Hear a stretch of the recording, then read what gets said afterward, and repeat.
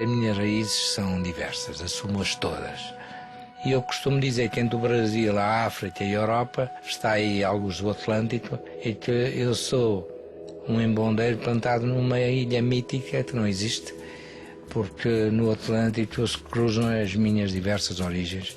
Eu estou alguns aí. O embondeiro, porque é também uma árvore extremamente impressiva para muitas paisagens africanas, nomeadamente a angolana, mas não só. É uma árvore que não só dá fruto, mas dá sombra, uma grande reserva de água, tem muitas potencialidades medicinais, mas pronto, vejam como um embondeiro, um pequenino embondeiro, aos numa ilha imaginária no meio do Atlântico.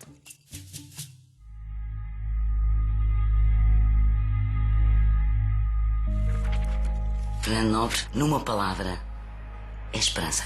Que desperta o melhor que há em nós mesmos. Um grande amigo. É um herói. Coragem. É o homem que reedita na modernidade os ideais humanistas do cristianismo e do iluminismo. Fernando Nobre é um grande humanista. Pode ser definido como um visionário dos novos tempos. Eu acho que o próprio nome dele já define. Nobre. A pessoa mais honesta, mais íntegra e com a maior nobreza que conheço. Incansável. Eu diria que inquietação. No bom e no mau sentido, é uma pessoa inquieta. Anjo. Amor. Força.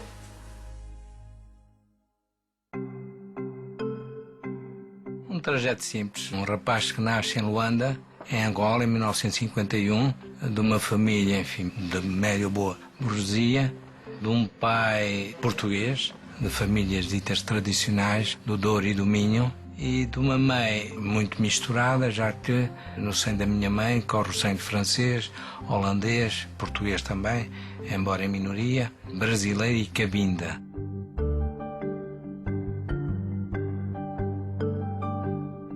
Foi uma infância feliz com os meus 4 irmãos, no meio de um grande grupo de primos, uma vida de distrações e de estudo também. Ele em criança sempre foi muito ajuizado, não era tão traquina quanto eu. Sabia que primeiro fazia os seus deveres, depois o seu desporto, que era o que ele mais gostava, era de fazer desporto, e depois então começava a brincadeira. Era um miúdo muito querido, muito loirinho, cabelo quase branco. Era uma criança muito espontânea. Entre nós irmãos fazíamos um grupo muito coeso e foi sempre o que nos foi transmitido pelos meus pais, sobretudo pela minha mãe. Sempre ouvi dizer que a união faz a força e é uma frase que também me ficou desde muito, muito pequenina. Sou lhe dito, a minha mãe dizia aos filhos que preferia vê-los mortos do que vê-los ladrões. Está a ver o peso que uma frase dessas de uma mãe não tem num filho. Se eu vos disser que a minha mãe dizia: vocês nunca sejam os primeiros a bater, mas se alguém vos bater, vocês nunca sejam cobardes, nunca virem as costas, enfrentem. Já naquela altura ele tinha uma imagem de protetor. Sempre que havia uma briga nas escolas era ele que ia saber quem é que tinha razão ou não, já que fisicamente era o mais musculado de todos e que fazia questão em intervir quando havia necessidade. Até que em 1963 o meu pai decide mudar-se de Angola para a então República Democrática do Congo, para uma cidade que era a capital Leopoldville, ou chamada Kinshasa. Aí, 3 anos depois, enfim, surge uma guerra civil e, em 1966, o meu pai decide enviar-me para Bruxelas. Um dos professores quis, de alguma maneira, humilhar o meu irmão em público. Não havia razões nenhumas, ele era o melhor aluno, não só da aula como da escola. E, portanto, era sempre bem comportado, mas por ser português o mandou pôr de joelhos.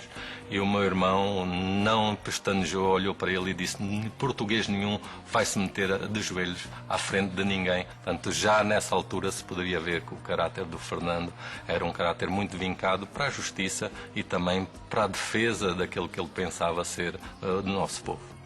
Do lado do meu pai há economistas, há militares, do lado da minha mãe há diplomatas, holandeses, mas médico eu sou o primeiro. O que eu sei, porque a minha mãe sempre me disse, é que desde miúdo eu sempre só quis ser uma coisa: médico. Sinceramente, não lhe sei dizer de onde é que veio essa vocação, mas que foi uma vocação muito, muito, muito pequenino. 5, 6 anos já se ouvia dizer, e muitas brincadeiras dele eram no sentido de ser médico, de vir a ser médico. Estava em minha casa em Bruxelas, já jovem médico, a especializar-me em cirurgia, em final dos anos 70, quando efetivamente vi um anúncio que pediam médicos para missões humanitárias. Acho que, ao atuar pelos Médicos Sem Fronteiras, foi um derivativo que eu encontrei para realizar de algum modo aquele meu sonho de criança, que um dia iria fazer uma medicina de mato, porque se não fosse essa outra hipótese que eu cheguei a ajuizar muito seriamente, seria a carreira docente, a carreira universitária. E para isso eu estava-me a preparar em Bruxelas, devo confessar, porque, como eu digo, aos 33 anos, pronto, eu era médico, era cirurgião geral, era urologista, era assistente da Faculdade de Medicina da Universidade Livre de Bruxelas, era assistente universitário nos hospitais académicos. Tudo apontava para que eu seguisse aquela via, que era a via sonhada pelo meu pai. O meu pai queria que eu fosse professor de cirurgia. Acontece que o carreirinho pelo qual eu comecei a avançar com os Médicos Sem Fronteiras, poucos anos depois, acaba por se transformar na autoestrada da minha vida, e às vezes um pequeno gesto que pensamos não ter consequências particulares e acaba por alterar uma vida, pelo menos alterou a minha vida. Em finais de 81 vou para o Chad, é aí que atravesso todo o Darfur, por isso o Sudão. Eu então, chefe de equipa dos Médicos Sem Fronteiras na altura, decido ser solidário com amigos franceses da revista francesa L'Express. Enfim, graças a mim, com toda a humildade, eles conseguem entrar no Chad.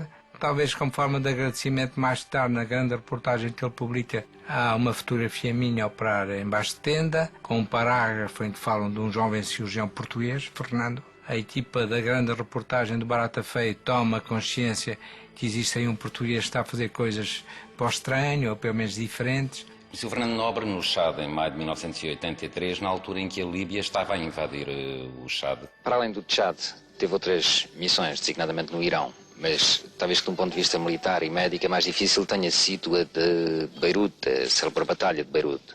Sim, sem dúvida nenhuma. Estive lá durante o mês de julho e agosto do ano passado, não é?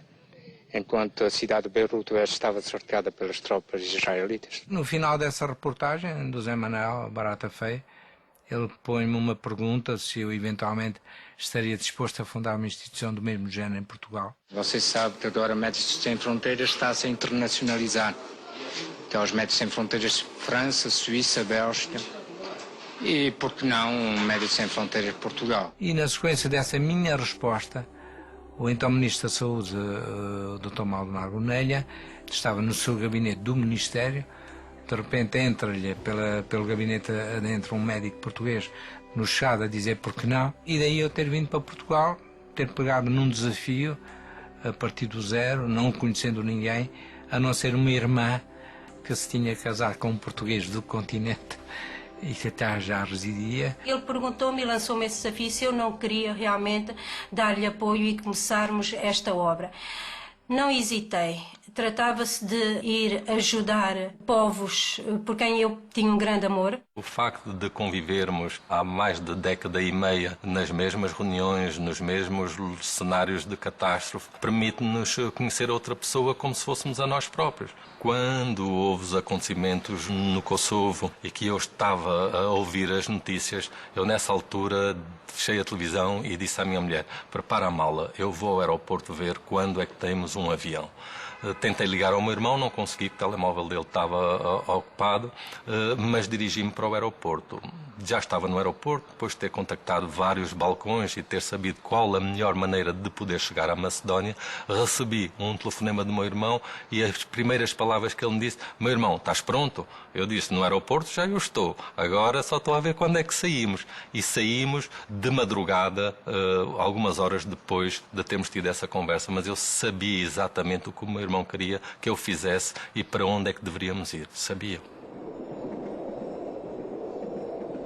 Conhecemos-nos na AMI. Ainda a AMI era uma coisa muito pequenina, mas houve uma reunião geral dos voluntários da AMI. A primeira vez que estive com ele foi numa reunião dessas. É uma pessoa que é muito aberta à opinião